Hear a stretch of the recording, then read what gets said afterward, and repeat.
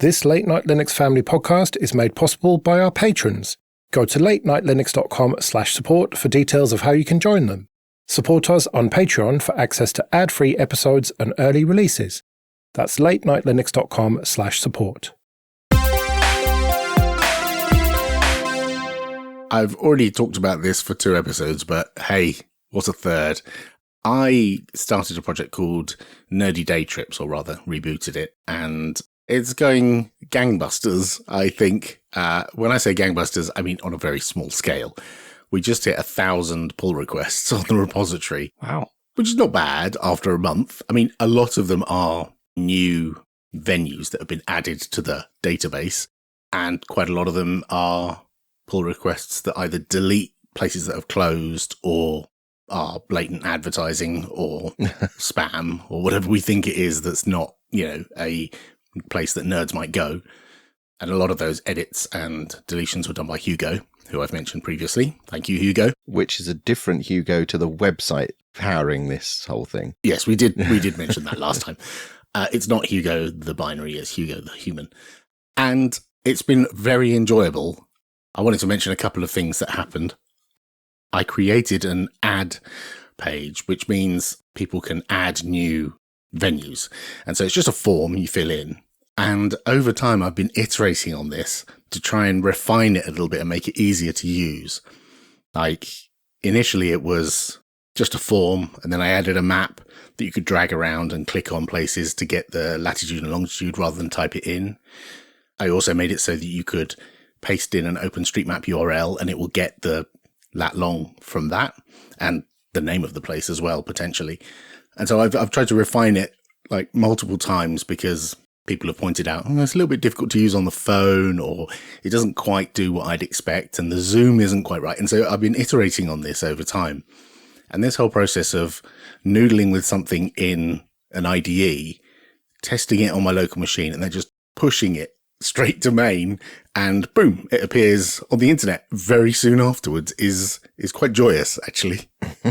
One thing I think you changed, which was the main thing that bugged me when I tried to add something, was the map originally behaved a bit strangely, I thought, because when you moved the map, there was a pin which started, I don't know if it was your location or whatever, but you moved the map and the pin didn't move with you. So you found where you wanted to add, and then you had to go all the way back to find the pin and move it all the way with you. But I think now you've changed that, haven't you? Yeah, so initially I put a map there and there was a marker and it was just zoomed in on a random place. It was just zoomed in on central London. Right. And there's a few things wrong with that. Moving the map means the marker stays where it is in London. Yeah. So you have to zoom out and then drag the marker to the place. And so I scrapped that. So now what happens is the marker stays in the center of the map and it's big. It's bigger than, the normal markers. It's twice the size and a different color. And you drag the map around. And as you drag the map, the marker stays in the middle and the latitude and longitude is wherever the marker is in the middle of the screen. Right. And so you can zoom in and zoom out, either pinch on a mobile or mouse wheel or whatever, move the map around and find wherever the venue is that you want to add. That was an improvement, definitely, and that's made it an awful lot easier. The other thing is you can now see the existing markers on that map. So it makes duplicates a lot less likely. And I also made the markers that are existing places a different color. They're blue and the big marker is green, and it's a different size as well. So people who are colorblind, it's not so much of a problem because it's a different size. I think it's interesting that you described that whole deployment process as joyous, because if we track all of this back to the very beginning of sort of your coding journey on this podcast, you started with the joy of code, which was writing some PHP on a locally hosted machine, and you could just hammer away and immediately see the product of what you'd been making.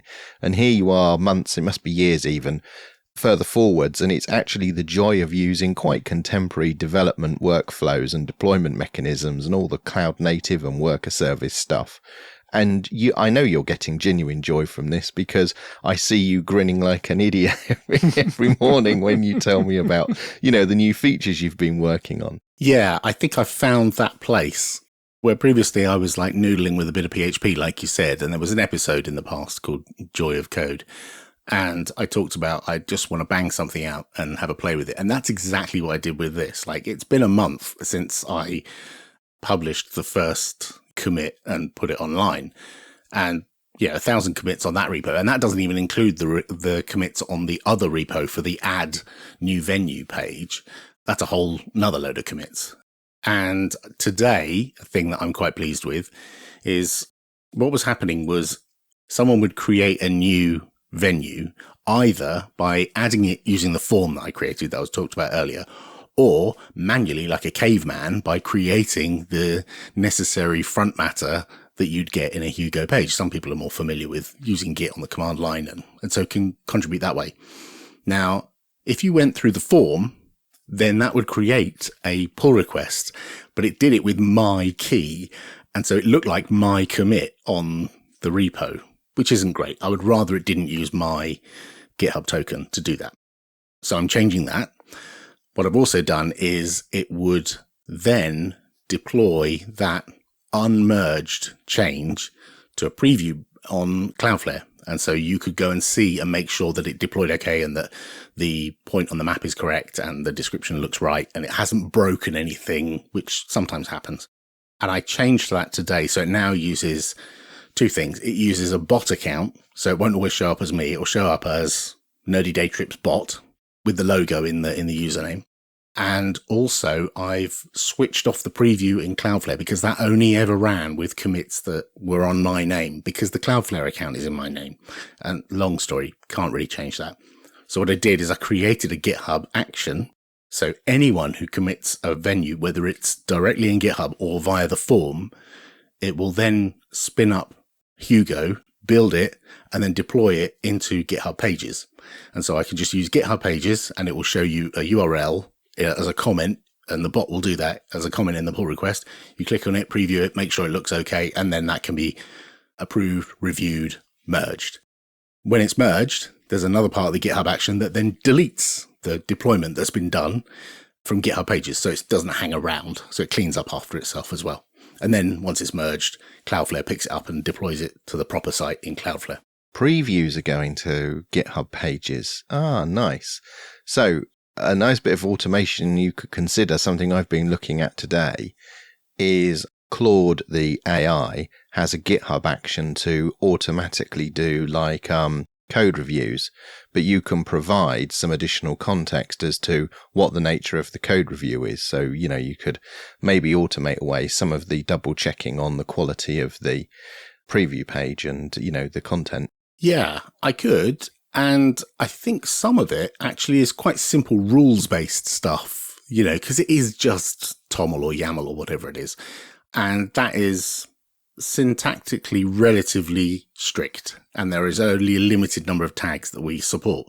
And so I could put rules in with a bit of regex or something for each line and just say, does it look like this? Does this one look like this? Has this one got numbers in it? Is this one numbers between 0 and 90 or like minus 180 and plus 180? And there's your lat long, and eventually what I might do is if someone submits a place that is exists very close to another place, maybe highlight that and point like these two latitudes and longitudes are very, very close together. You could do that calculation and say, are these the same place? And have some way of merging them auto-magically. Someone might have done a description. And actually, if you took both of those descriptions and fed those into an AI and turned it into one description, that might be good. But then it might also be factually inaccurate and made up. And, so there's a bit of a problem with putting public data generated by AI, but I think the sanitization of everything is not too bad. But yeah, it's been thoroughly enjoyable.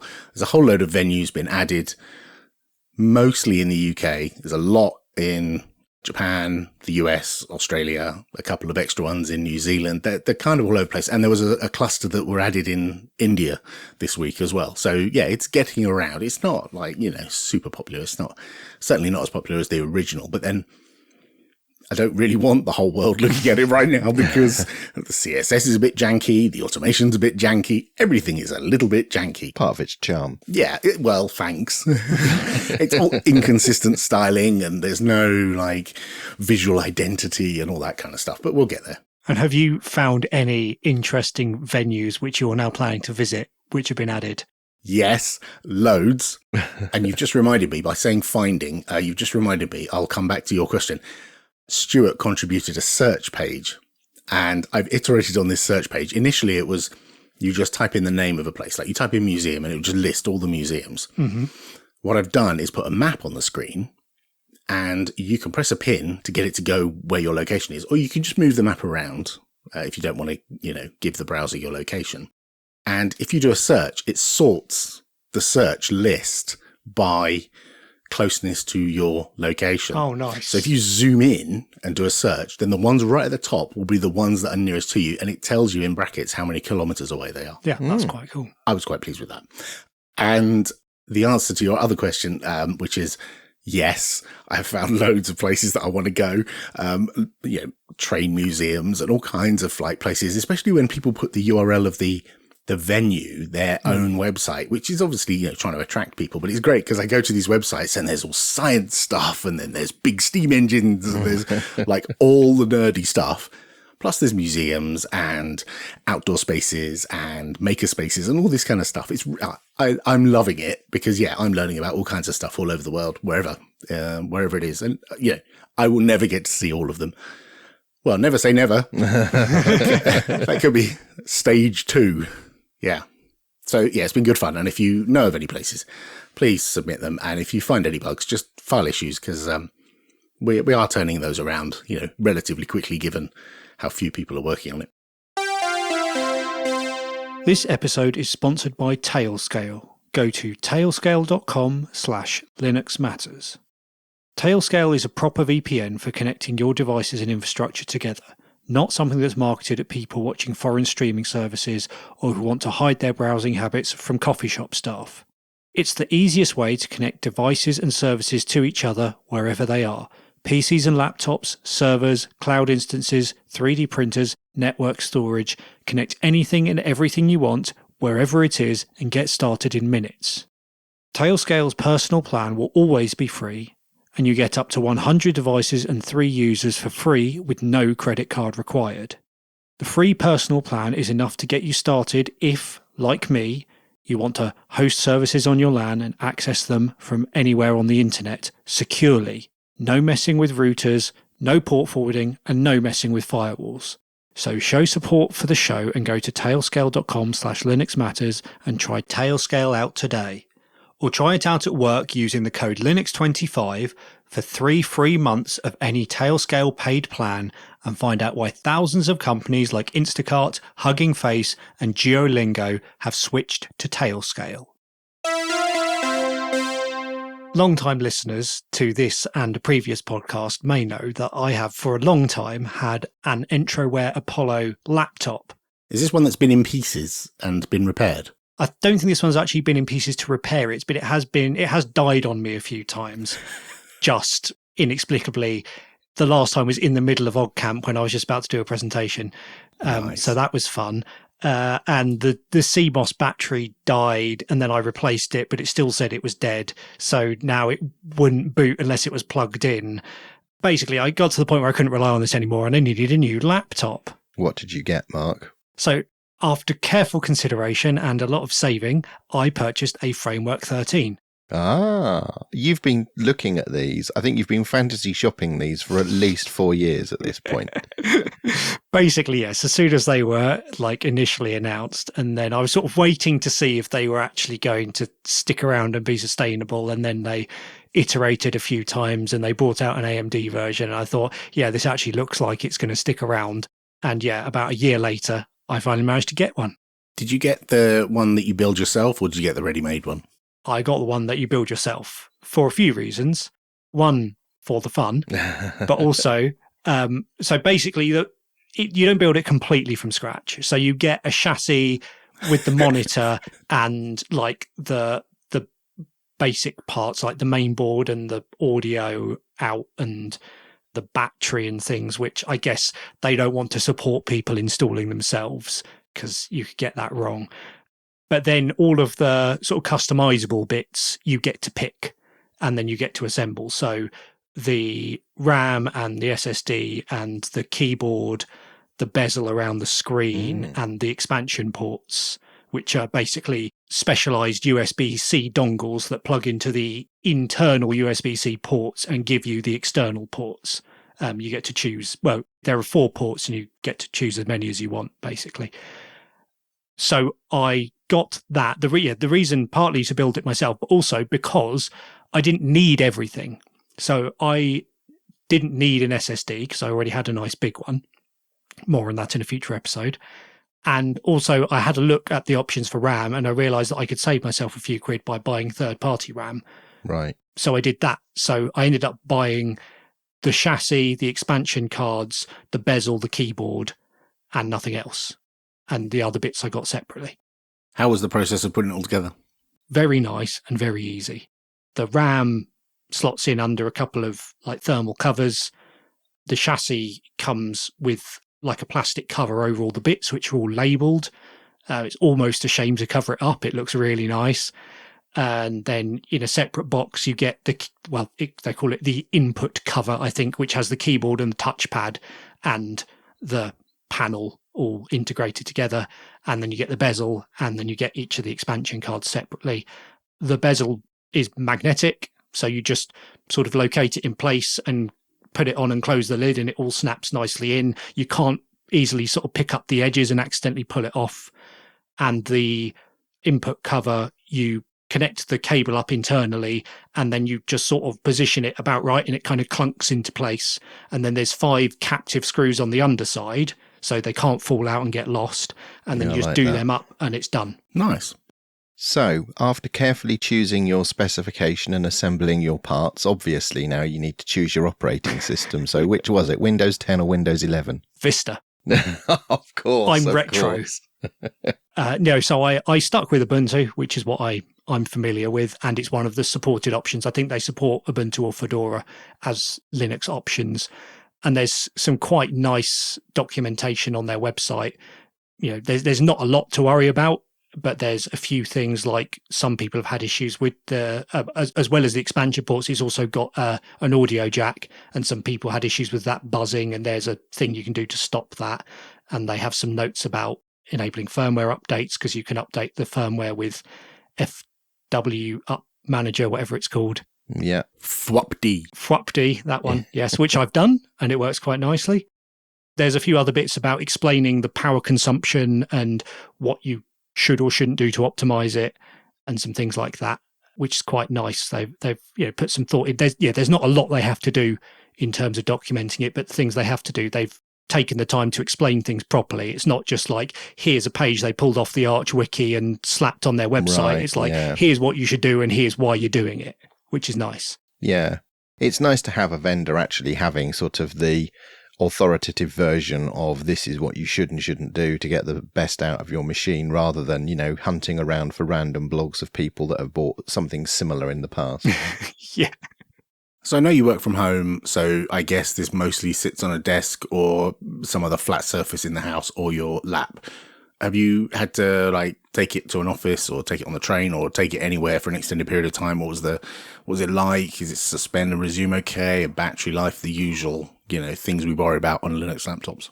Yeah. So this is my personal laptop, not my work laptop. So so far I've mainly used it on the sofa. Right now I've got it in the laptop stand on my desk, plugged into my big monitor via USB-C. Works very nicely, which my old laptop didn't. Battery life, I've not used it for a whole battery cycle. I usually use it for a bit and then suspend it. It does suspend and resume okay. I've not tried Hibernate yet because it comes with Secure Boot enabled, and Hibernate doesn't work with Secure Boot.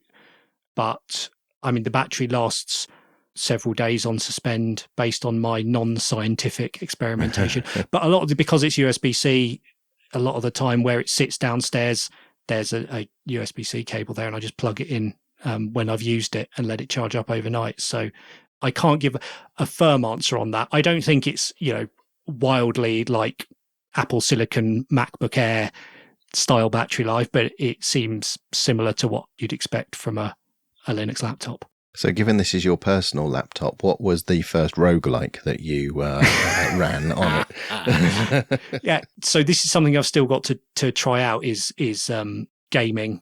I got an AMD Ryzen edition of this, Wise. which has an integrated GPU and NPU, which is a neural processing unit. Oh, it's got one of the new AI processors. Yes. So the GPU is supported out of the box. So I've sort of tinkered with it a bit, but I've not tried seriously playing anything on it yet. The NPU, from what I can tell, the AMD drivers do support it, but the only sort of application that uses it is for training LLMs, essentially. There's nothing which uses it for doing end user operations that I can discern. Whereas on Windows, it's meant to be for, like, if you're doing, I don't know, photo or video manipulation or things like that, I think is the idea of what it's meant to be used for accelerating. But I have been able to use my GPU for accelerating stuff, just trying it out. How long's the warranty on it? And did you pay for any extended warranty? I believe it's a year, and no. Okay, so we should make a note to check in with you in a year's time and see how well it's going, I guess. Yes. Yeah. I mean, the good thing is if anything does break, I can get replacement parts, which is my main reason for wanting this, because I always get frustrated after a few years of having a laptop if something breaks.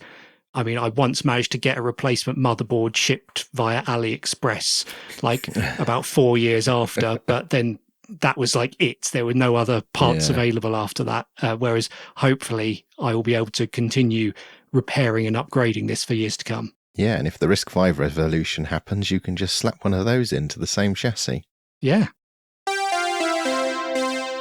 Linux Matters is part of the Late Night Linux family. If you enjoy this show, then please consider supporting us and the rest of the Late Night Linux team using the PayPal or Patreon links you can find at linuxmatters.sh/support. For $5 a month on Patreon, you can enjoy an ad-free feed of our show. Or, for $10, get access to all the Late Night Linux shows ad-free. We love to get your feedback via email, show@linuxmatters.sh, or you can chat with us and other listeners in our Telegram group. All the details are available at linuxmatters.sh/contact. My wife and I have finally run out of patience with Gmail, and we have left Gmail and moved our email elsewhere. Outlook? No, not Outlook. We have really struggled with Gmail in recent years, and I think the last, 4 jobs I've had, Gmail has been like the heart of the email platform, and I really don't get along with it. I have to turn off all of that promotions and updates and nonsense stuff to try and reclaim much of a sort of traditional email experience. But Louise gets deeply frustrated with the way that sort of emails get hidden from you. So replies to replies sort of get buried pages down in the original sort of opening email, and she can never find these things. And I've experienced this as well. It's deeply annoying. If you get a bunch of updates all together, you don't get discrete emails. They all sort of get randomly collapsed together. And in recent times, we've noticed that the spam filtering or spam detection on Gmail is really not very effective anymore. We've been getting loads and loads and loads of stuff sort of leaking into the inbox that in years gone by, that sort of thing would have got hoovered up. So my feeling is that Gmail is the modern day Lotus Notes. It is capable of sending and receiving email, but it is not well suited for being an email client. That is quite a bold insult to call Gmail Lotus Notes or Domino. I would have called it Lotus CC Mail if I was going to push it, because we are going to get emails from people who do use Domino right now. I used to use Lotus Notes back in the day, and it was an abysmal experience, and Gmail is just as bad, if not worse, in my opinion. Contact Martin at gmail.com. And the other thing is that a bit like when I talked about paying to use the Cargi search engine, to pay for search where it breaks up some of the profiling and fingerprinting you're getting through the search engine providers, because their whole business model is to service you, the customer, with good search results, not to mine you and your behaviors. One of the other considerations here is my daughter is about to get her first personal email account, and I didn't want that to be on Gmail. I wanted to be on a platform where she has some control over, what happens, and she can make choices about her email use in the future. So with that and a little bit of research, we decided to go with Fastmail. And somebody in the Linux Matters Telegram channel, and sorry, I don't remember who, sent me their referral code when I was deliberating over this months and months ago. And I did use your referral code, so somebody got a kickback. So thank you for that. And the whole process was really simple. I seem to remember filling in a form to sort of say we wanted to sign up, and got a couple of emails which had complete setup installation instructions, one covering the initial setup, and the other, because I'd ticked the box saying I was going to bring my own domain, had some instructions about how to set up a custom domain and DNS and stuff. So was your Gmail account getting emails to a custom domain rather than at gmail.com already, or was this something that you were doing as part of the migration? Yeah, so I think about 12 years ago, I joined the Google Workspace thing when it was a free platform, when anyone could have a Google Workspace with a custom domain for free. And we got grandfathered in on the continuation of that. So our custom domains are currently in a Google Workspace. And I have to say, going into this, I was a little bit concerned about unpicking all of that and what this impact might be on our Google accounts, which are also used to authenticate other things. As it turns out, it couldn't have been easier. So once I'd got the new Fastmail set up, I created accounts for the three of us in Fastmail. So this is, name at domain. And then I added all of the additional domains we have, because we have several domains and a whole bunch of aliases. So at this point, it's not doing anything because this is just setting it up within Fastmail. It just happens to know these accounts exist and that these domains exist. But the whole time it's moaning, saying none of your DNS records are pointing to the right place. And then I went through the little document that explains how to update your DNS records. And they've got specific instructions for a number of the popular providers. And if all of this DNS stuff sounds like, horribly scary, Fastmail can also host your DNS for you. So you can buy a domain through them or migrate your domain to them, and they will just automatically manage all of this DNS stuff for you. And were your domains hosted with one of these popular providers that they had instructions for? Yeah, I used Cloudflare, and that was well documented what to do. Cool. So within a matter of moments, the accounts were there and the DNS was updated. And because Cloudflare propagates DNS really quickly, email was suddenly starting to turn up in the new inboxes. But that was a sigh of relief. Well, yes, it was good that, email was arriving. But then it was the, what do I do about all the email that's now in Gmail? Yes. And that was the really surprisingly simple bit. So you log into the account in Fastmail, you choose their migration option, and you say, I've got an account on Google, and it says, right, we'll authenticate with Google. And then you get asked if you want to migrate mail, contacts, or calendars, and you tick the boxes and say, okay, and it just sucks it all over. Wow. And it just worked. And I think I had close to 25,000 emails in my various, folders and what have you. And that took 20 minutes. And my wife has 67,000 emails. And that took about 50 minutes. Are you going to need all of those? I didn't. I've actually purged a bunch more since then. But some of it's interesting. There's a lot of stuff from school, going back. So maybe we could get rid of the junior school emails and things like this. Oh, but, your daughter's school. Yeah. They didn't have email when Martin was in junior school. No, but our email, because I've moved the email as we've shuffled around over the years, our emails do go back to the 1990s. And when I did that import, this found 5,000 emails that Gmail had just lost sight of. So I got a folder of things where the Fastmail migration had found 5,000 emails that I knew I had somewhere. And even seeing them in Fastmail, if I go and expressly search for them in Gmail, it refuses to find them. So I don't know what magic was going on there, but that was interesting. And can this, if you have your email just in a standard SMTP supported account, could it migrate from that as well? Or does it rely on having a handful of services with API access? So I haven't looked at what other services it can migrate from. I know that Gmail is not the only service that it can authenticate with and automatically hoover up email. And I think IMAP or POP3 were in there as well as options for hoovering up email. That's what I meant, not SMTP. Yeah. And what was quite nice and what I was concerned about is, well, what if DNS hasn't been updated everywhere and you still get occasional emails trickle into the old Gmail account? Automatically, Fastmail sets up a scheduled go and check for the new stuff. So it keeps an index of everything it's pulled over.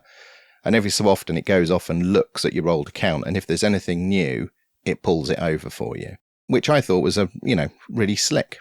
Do you just use it via IMAP in some other mail client, or does it have a web UI like Gmail? It does have a web UI. The web UI on like a browser desktop is much the same as the version you see on your phone. It is an app that you install on your phone, but I think it's just like a wrapper around the web app, and it's very good.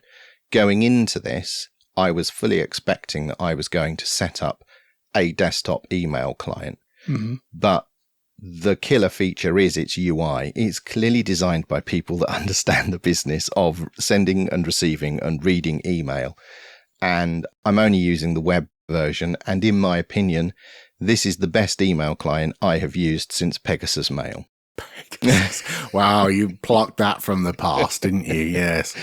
And I didn't just sort of randomly fall on that. The last time I actually liked using email was when I used Pegasus Mail on OS 2. So it was very nice to, have that migration just work. The app is unified, so your contacts, email, and calendar are all in the one application. So when you've got it on your phone, you just open the Fastmail app and all of those things are in there. Does it do like group calendars so the family can like invite each other to stuff and you put stuff in each other's calendars? Yeah, it does do group calendars, and it also does like group like email aliases and folders and things. So let's imagine you have an alias called shop@domain, which all of your emails from a given shop arrive to. You can set up rules and say, well, create this alias and deposit them into this folder and then share that folder with these people on the platform, and everyone gets that folder and those emails. It's really quite slick. The email filtering and rule creation system is sublime. It just works so well. What are the downsides? What do you miss from Gmail? Absolutely nothing. How long has it been? About 6 weeks now. Okay. And I could not be happier. It is email as it's meant to be. The only thing I was really concerned about is they had been writing on their website, this is Fastmail, for years about having an offline capability in the mobile app. And I thought this could be a problem. But that feature is in beta now, and you can turn that on if you want to use it. And it is really good because it isn't just like a cache of your stuff. You can prepare emails, label emails, put them in folders in an entirely offline state. And then when you come online, everything just magically gets synchronized. Like Palm OS. Yeah. Oh, you two old farts. Anyway, I feel like I've arrived at email nirvana again. Really am genuinely happy. So thank you to everyone in the Telegram channel who shared their email provider experiences. I could not be happier with Fastmail. When you say you've reached your email nirvana, I think we are all of that generation. I have to lambast my son. He never reads emails, like even emails from like hospitals and doctors, important things, passport office, driving license notifications, all this kind of stuff. And I said, why don't you? And he said, well, email is for you old people. I just see it as a way to get my fortnight 2-factor authentication code. That's it. And I don't use it for anything else. There is some truth to that. And one of the reasons why I've really hated Gmail is there is so much pointless emails that you get, and it all gets smashed together, and it's impossible to separate the signal from the noise. But Fastmail has allowed me to actually do that. The rules creation system and creating prefabricated searches. So I have searches of all new email today, regardless of like which folder it's in. So you can just see at a glance, this is all the new stuff. This is the stuff this week. When you pin things, you can still tuck it away in folders and then just give a pinned view. I know you can do this in Gmail, but it's just very elegant. I'm, as you can tell, very happy with Fastmail. It's fantastic. And if you're looking for an email provider, I wholeheartedly recommend it. So your referral code will be in the show notes, right? I hadn't thought of that, but why not? Yeah, do it.